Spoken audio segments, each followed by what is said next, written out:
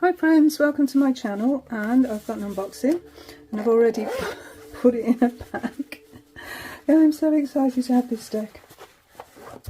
It's here, it's arrived, and homage to the divine feminine, it is the Tarot of Aphrodite. Oh, I've been waiting for this. I can't wait to open it. Okay, let's get the cellophane off and have a look at this. Amazing offering from Natasha from, and I've probably said that wrong. It's a very glossy box. This is the second edition. Oh, it's a bit dinged. Yeah, the box is a bit dinged, but not too bad. Okay. Oh, what's it say? Aphrodite, goddess of love divine, with you our hearts and souls entwine. May your blessings be upon us all as we answer to love's eternal call. Oh, and the guidebook, which is, oh, look at that. Oh man, these are going to be beautiful, I can tell. 182 pages. 2023. We've got a prologue on Aphrodite, on the meanings and court cards, tarot spreads and tips, and then we're on to the meanings. We've kept the traditional suit names of wands, cups, swords and coins. Coins, pentacles. Prologue. Okay, how this deck came to be. Yep. All about Aphrodite themselves, Greek goddess of love, beauty and desire. Greek mythology, on the meanings and court cards. So yeah, it's a Rider-Waite-Smith deck. But some cards have been renamed. So the Empress, of course, is Aphrodite, because Empress is Venus, isn't it? The planet Venus. The Emperor is Aries. Yep, that actually makes sense, because it's assigned to that anyway. The Wheel of Fortune is the Fates, and the Hangman is Stillness. The court cards, so the pages are Princess and the Knights are Priestess. So we're all feminine energy here. So we've got a 1 card pull, 3 card spread, Celtic Cross. Okay, so nothing new there. And then we're straight into the cards, and we've got an affirmation. We've got an image credit, some keywords, and then the meaning. So yeah, just a short paragraph on each. So we'll have a look at that when we pull a card. Let's have a look at the cards. Okay, so we've got the birth of Venus in the bottom of the box. And it's in a paper band. Oh, look at the edging. Oh, look at that. It's like a blush pink. Oh, of course. Let's take the band off. Carefully. This is the backs of the cards. One, it's reversible. They're matte. Oh, they're gorgeous. Silky smooth matte. Absolutely gorgeous. This is the top card. This is second edition. All paintings are from the public domain. As the artists whose work is used in this deck have been dead for over 70 years. Longer than that in some instances. Okay. So let's have a look. Oh, I can't get over those gilded edges. This beautiful blush pink, metallic. Oh, beautiful. Let's have a look at the card. So the birth instead of the fall. So this is the birth of Venus. There are going to be some very famous paintings here. The Magician. Of course, there's going to be nudity in this deck. It's Aphrodite.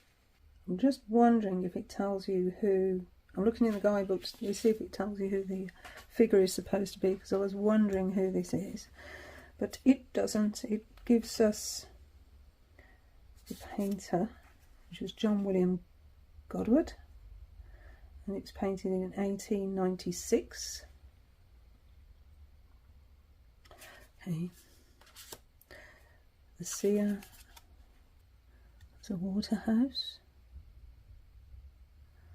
Beautiful for the seer, which would be the high priestess. We have Aphrodite as the empress, of course.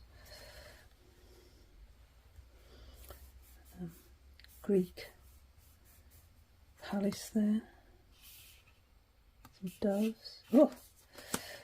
And then we have the god of war.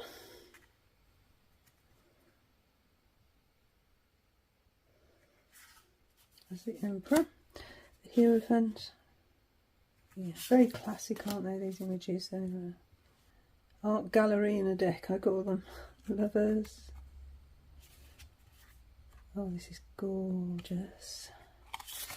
Chariot.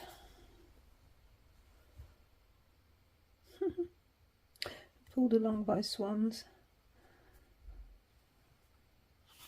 Led by a cherub. Strength.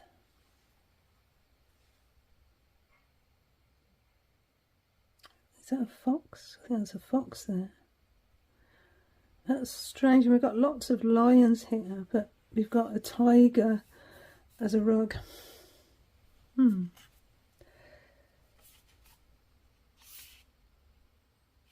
Anyway, the Hermes.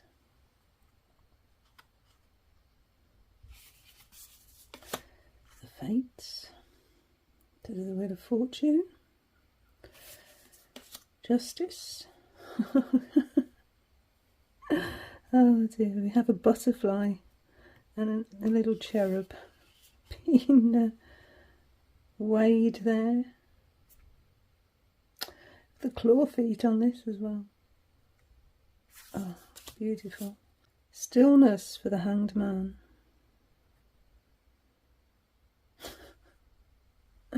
Been playing that tambourine, needed a rest.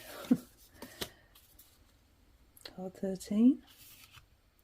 Being attacked by birds. Temperance. Oh, the colours. Gorgeous. You can see why it's a divine feminine deck. Oh, look at that devil card. That is magnificent.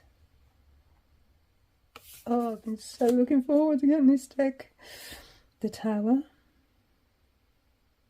They're running away. We have the Star.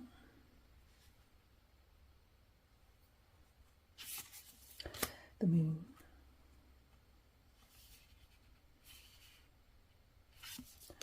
The Sun. Judgment.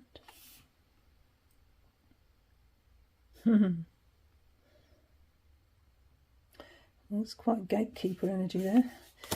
And the World. Okay. Okay, so we're starting with the Queen. This is the Queen of Wands. It's very Greek, yeah. Then the King.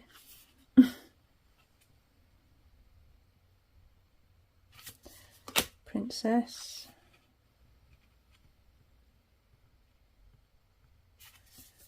Priestess.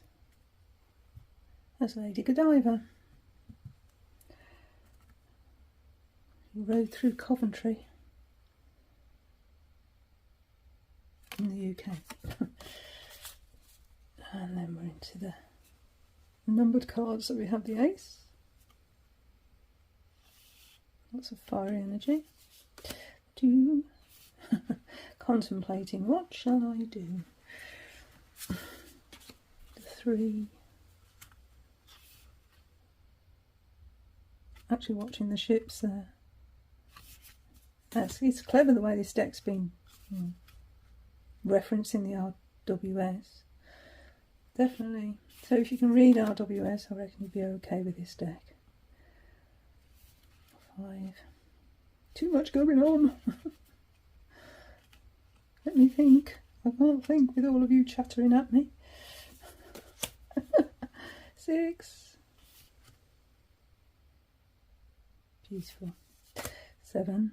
Oh, Yeah, princess. Does remind me of the princess, that one.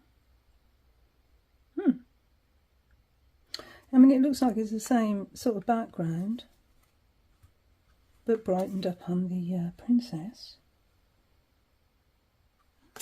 I wonder if it was taken from the same painting. The 8.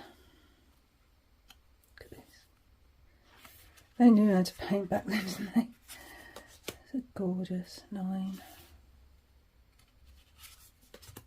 10.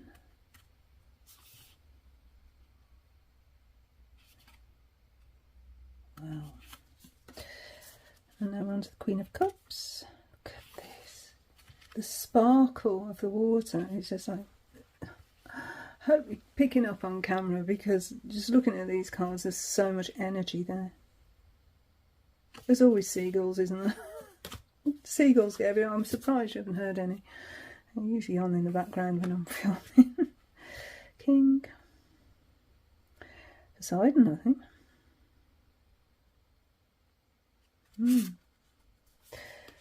Princess. Oh, yes. That's a beautiful Princess of Cups. Priestess. Riding a dolphin. The dolphins jumping in the background. I think everyone's having a lovely time, isn't it? Precursor to surfing, maybe. Okay, the Ace. Wow. 2.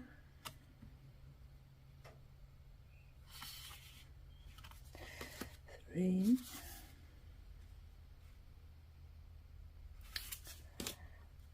4.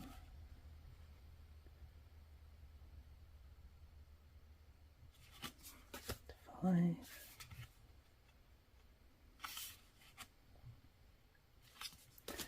6. And 7.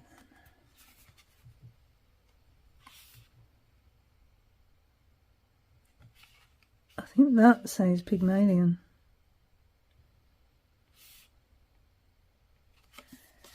8.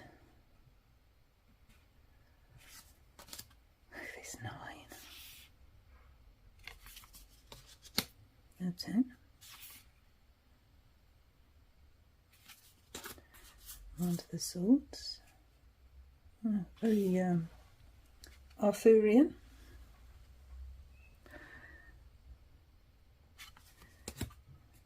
King. Wow, look at that Queen. It's quite bohemian, isn't it? Oh, sorry, Princess. I got lost in the image there. Yeah, the Princess. You could almost see this as a tarot card reader. You know, that archetype. Priestess is Joan of Arc. That's strange, but I thought it was more Greek mythology, but I'm seeing a lot of other influences, actually. Okay, Ace of Swords. 2. 3. Oh dear. 4.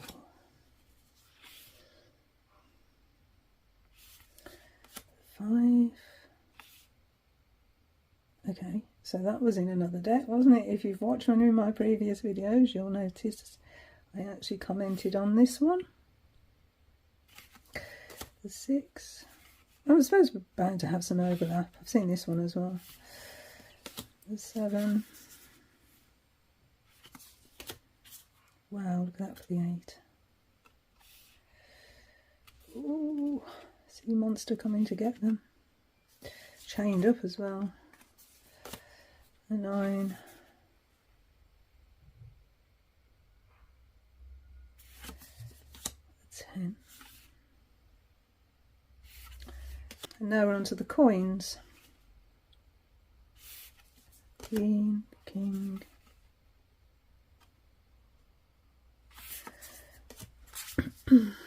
Princess. We got some substances going on here. Maybe. Priestess. Let me see some pre-Raphaelites as well in this. I suppose that was bound to be. Okay, ace,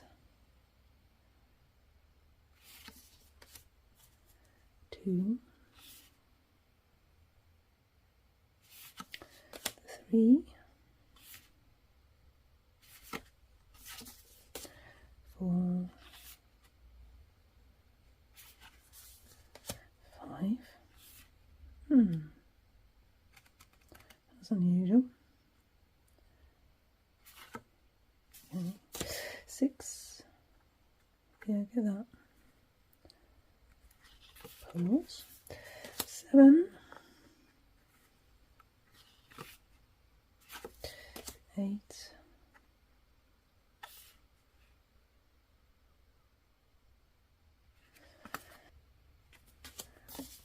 9. Lady in the Garden. And finally the 10, which is on the back of the guidebook. Okay, so what I'll do, excuse me, is I'll take a major card. So I'll have the moon. Why not? We've just had a full moon. When I'm recording this, maybe not when it goes up, but I've got a few videos to go up actually, heads up. But as I'm recording this, last night actually was a full moon. We'll take a, what shall we take? Princess of Swords, I think. And the 8 of Swords. I don't like to repeat the suit, so maybe we'll take a coin card. Look. I'm intrigued with that one though. So what? This 5 of coins.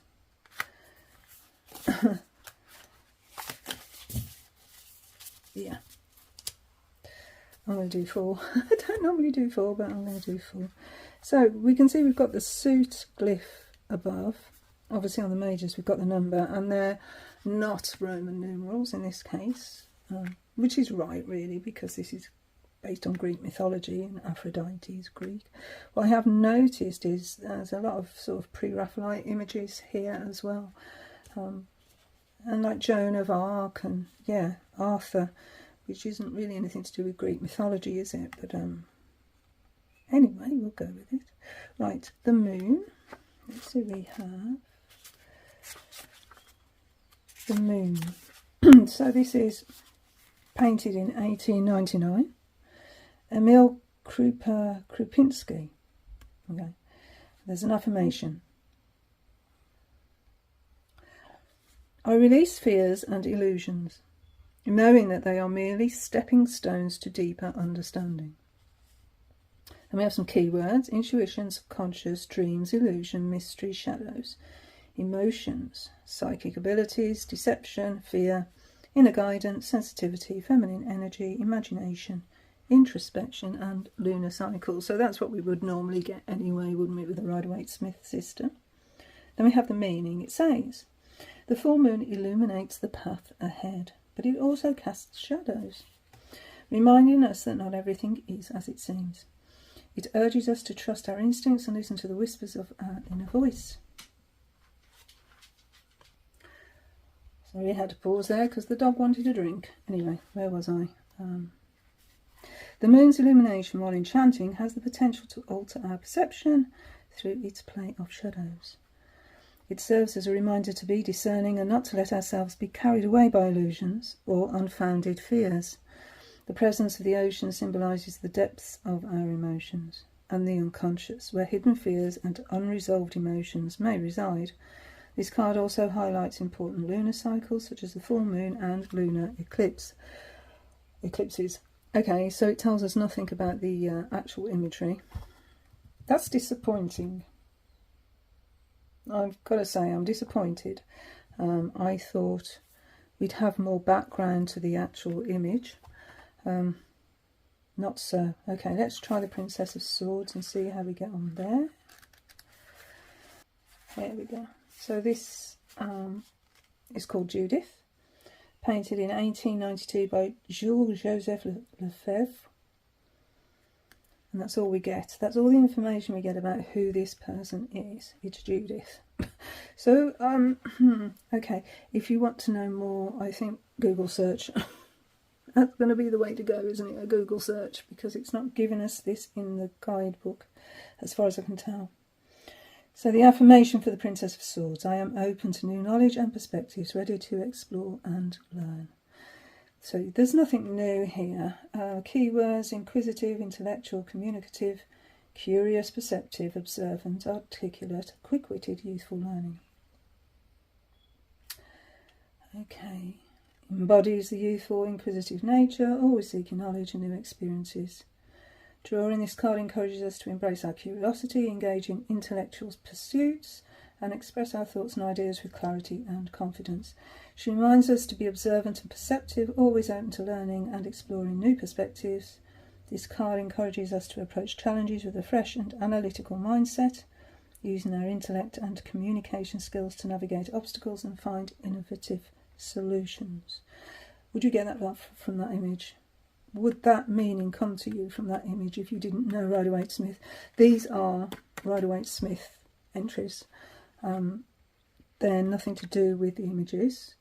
The images have been chosen here to actually align with a Rider-Waite-Smith system.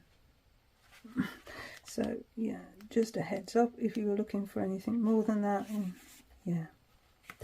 This is Andromeda, painted in 1869 by Gustave Doré. So if you want to know the story behind this maiden being attacked by a sea monster, then you're going to have to go and do your own research. Because all it says about it here, it says in the Eight of Swords we see Andromeda, the beautiful princess of Ethiopia, bound and trapped on a rocky shore. The card represents a state of feeling helpless, restricted, unable to break free, being caught in a web of negative thoughts. Actually, in this one, it's given us a little bit more. So I'm going to... Okay. I'll retract what I just said. It does give us a little bit more. It signifies being caught in a web of negative thoughts, self-doubt and external pressures, much like Andromeda was bound by chains. However, just as Andromeda was eventually rescued by Perseus, the card also holds a message of hope and liberation. And then it's just basic Rider-Waite-Smith. So there's a little bit more for that one. Let's look at the Five of Coins, because that one intrigues me. So it says paintings 1880, painted by Frederick Layton, and it's called Cronea, the Nymph of the Dargle. Affirmation: I release any feelings of lack or scarcity and align myself with the abundance of the universe. Okay, Rider-Waite-Smith. Financial struggle, material loss, hardship, isolation, abandonment. So it says, okay, absolutely nothing about the person on the card. The Five of Coins represents a period of financial struggle, material loss or hardship. It signifies a sense of lack of or scarcity, both in the material and emotional realms. However, it also carries a message of resilience and resourcefulness, encouraging individuals to seek support and find creative solutions to their problems. While the card may indicate temporary setbacks, it reminds us to maintain a sense of gratitude for what we still have and to focus on the potential for improvement. It calls for perseverance and a willingness to overcome obstacles, knowing that difficult times are not permanent and better days will come. So can you see what I'm saying? I'm disappointed. I'm not going to actually deny that. I like to give a good feeling of what I'm experiencing when I open a deck, when I look and what I'm looking for. It tells us a little bit about Aphrodite themselves in the front of the book. 4 pages, which I'm obviously not going to read, but it is Aphrodite's story. But as far as the actual cards go, they're Rider-Waite-Smith. Yeah, even the Aphrodite card doesn't have a great deal of information. Must apologise, I keep losing my voice, so I'm having to actually pause the video to cough. But yeah, let me think. It's a beautiful deck, beautifully produced. Cardstock is lush. But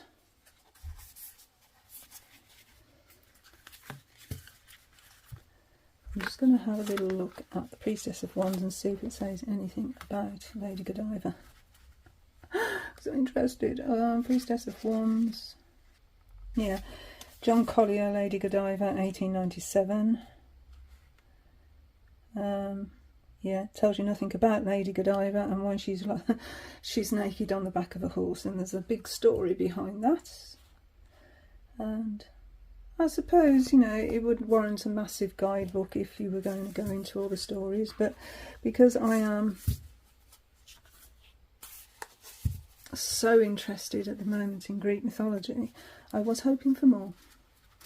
But I've got my other resources, so that's okay. It's just the fact that this deck isn't primarily a Greek mythology deck. It's encompassing other aspects in history, in art history.